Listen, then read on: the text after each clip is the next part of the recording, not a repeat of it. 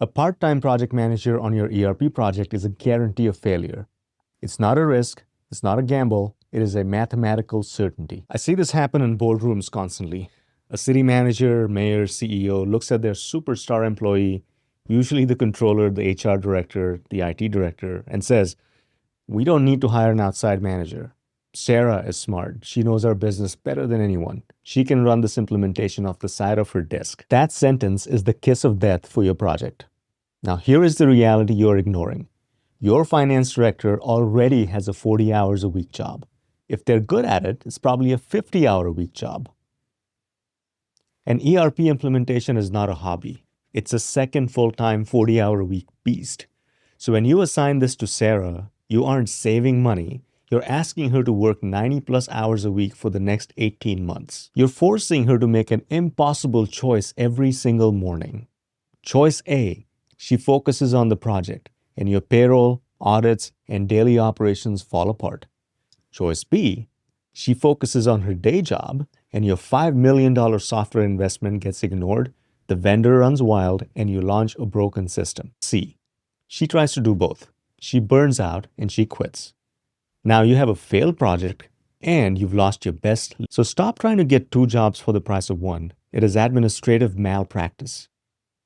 Today, I'm going to show you exactly why this happens, and I'm going to give you the specific playbook on how to resource this role so you don't destroy your team and your budget.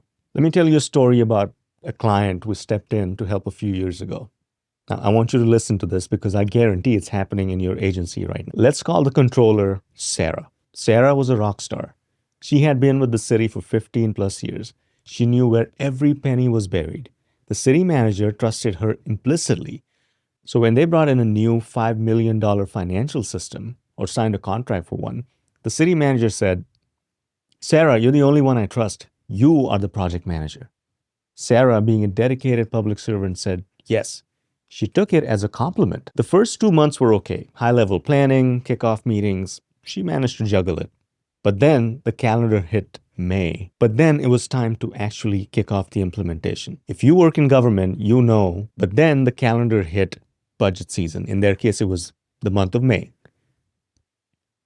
Now, if you work in government, you know what budget season is. Suddenly, Sarah's day job as controller required 60 hours a week.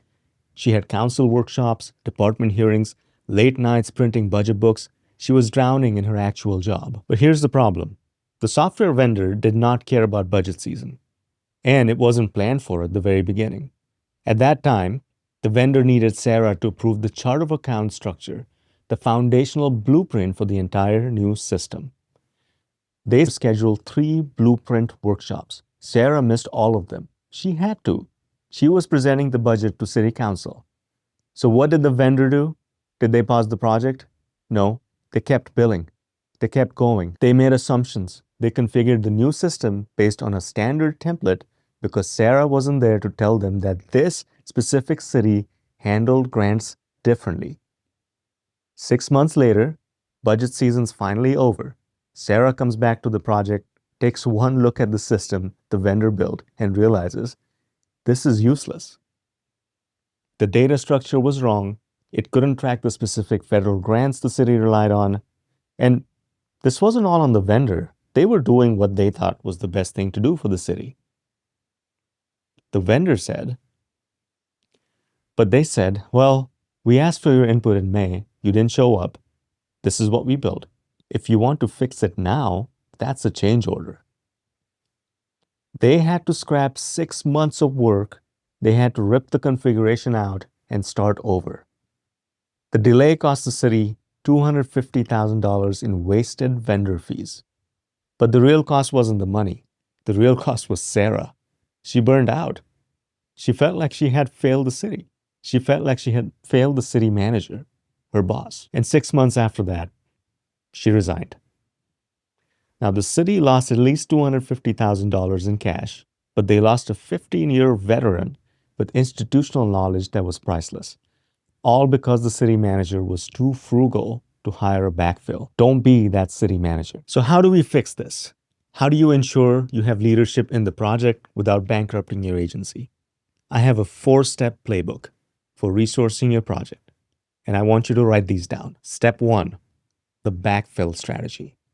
If you insist on using an internal person like Sarah to lead the project, and that can be a great idea because she knows your business, you have to change the deal.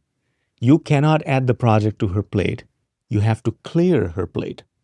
This means you go to Sarah and you say, for the next 18 months, your job title is project director. You are relieved of your duties as controller. Then you execute a temporary promotion chain. You take her deputy controller and you make them acting controller. You give them a 5 to 10% pay bump, maybe. Then you hire a temp agency or a junior accountant to fill the bottom role. Think about the win-win here. Win 1, Sarah can focus 100% on managing the vendor. She doesn't miss those meetings. Win number 2, you get to test drive the deputy for a future leadership role. This is succession planning in action. Win 3, the cost. A temp accountant costs maybe $60,000 a year. That's a fraction of the cost of a failed ERP implementation.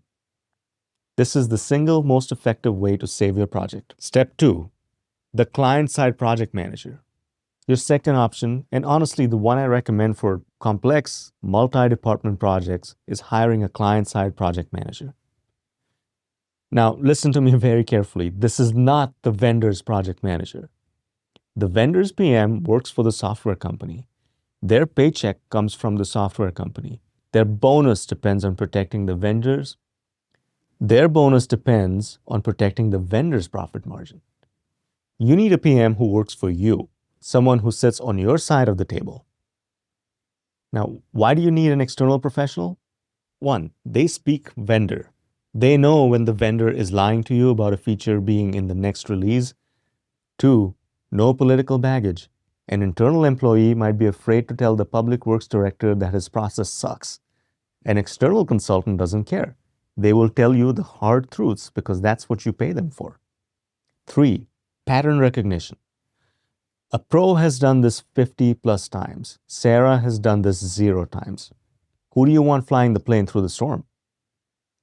Step 3, the executive shield. Step 3 is for you, the executive.